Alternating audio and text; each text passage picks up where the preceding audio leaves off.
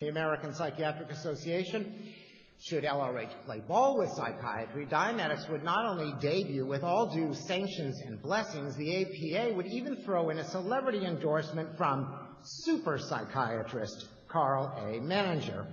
So, yes, LRH had no alphabet trailing from his name, and no, he couldn't decorate a wall with credentials from Harvard, Med, or Johns Hopkins.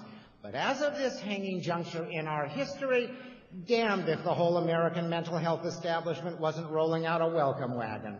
In point of fact, it just so happens the first actual LRH lectures on Dianetics theory were delivered through 10 consecutive evenings at the United States Federal Asylum in Washington, D.C., otherwise known as St. Elizabeth's, after which Dianetics was indeed a going concern across the realms of psychdom.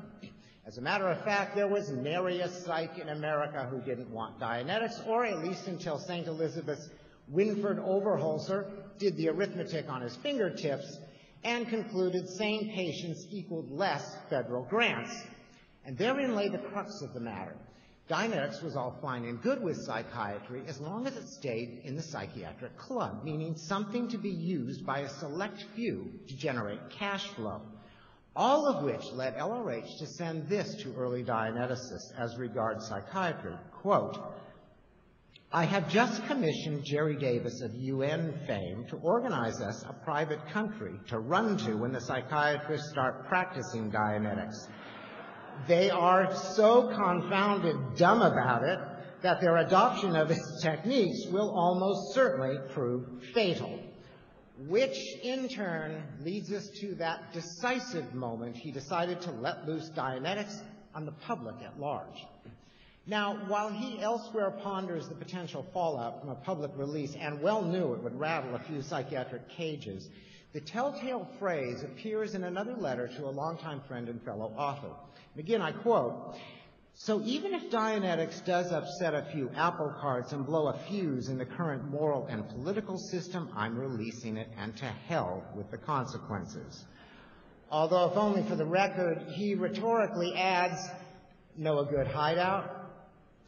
Which, by another turn in our trail, brings us to what he described as an 8-room shack on a beckoning Atlantic, but which is better remembered today as the Dianetics birthplace at Bayhead, New Jersey.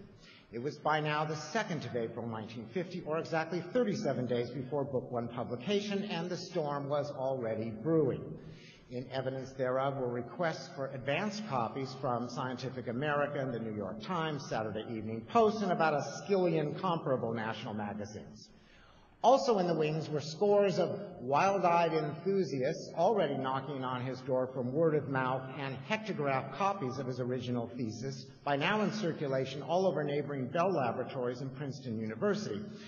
But the key phrase in an LRH journal was simply this: "I formed up a foundation this week." Now, it was not initially envisioned as a service organization. On the contrary, it was intended to liaise with medicos, psychologists, etc., who wished to form their own institutes. Trustees included an editor, the publisher of Dianetics, an endocrinologist, and an attorney, all tops in their fields, and all of whom solemnly swore they would shoulder the administrative load.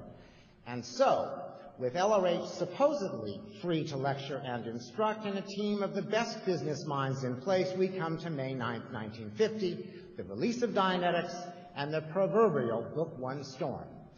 While as for what transpired next, I give you LRH for the first chapter of that story.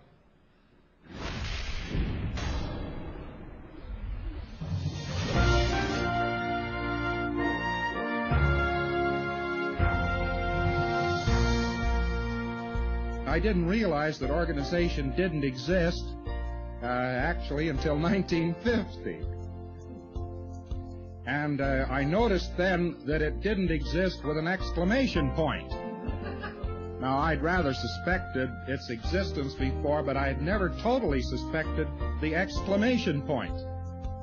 The fact of no organization in 1950 was quite interesting, and I thought it was something peculiar to the people and organization with which we were dealing.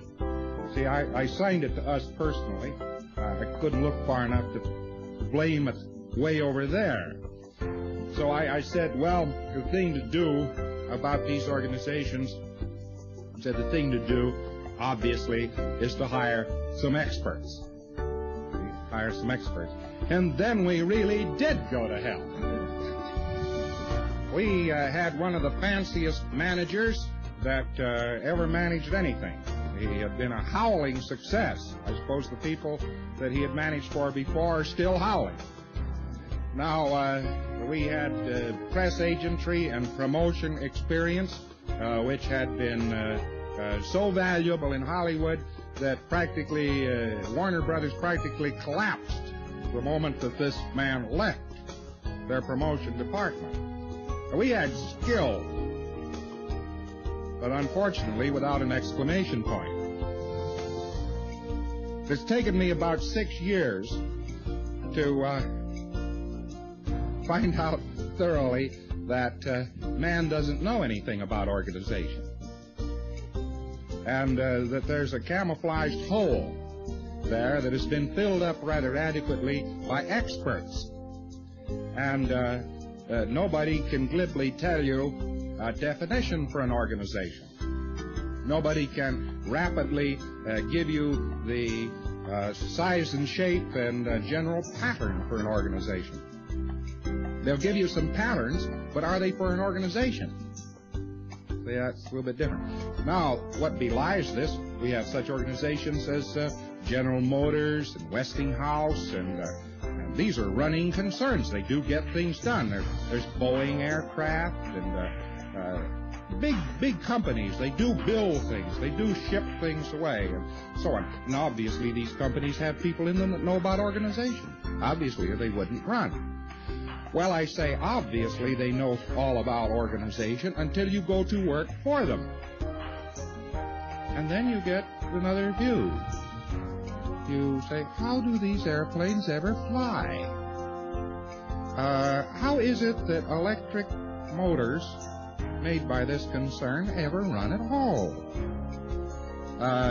We talk to their personnel and find this personnel caught up in some kind of an incomprehensible paper chain, which seems to run this way. They originate a dispatch which comes to them for answering. Well, organization is an interesting thing. It's interesting enough that if you ask a pre-clear simply to mock up an organization, he inevitably mocks up confusions. It's one of the ways of running confusions is just to say to the pre-clear, mock up an organization, mock up an organization. You just keep this up for 3 or 4 hours, somebody that worked for Philco or somebody, and he line charges. I don't know why he line charges, but he does. There must be something in those organizations which belie the word organization. Now, all I am seeking to do here is to show you that we are starting from scratch. It is very seldom that one can work away from virgin ground, but we seem to be doing that just now. We are starting with known data. A word organization exists. That's known data. The rest of it's wilderness. You see, we look out this way and this way. We see nothing but desert stretching in all directions without even erect Egyptian tanks on it. Well, anyhow, we look over this and we find out then that we are in that comfortable state of mind of having a tremendous amount of elbow room. And that's always a nice thing to have when you're starting out on a subject.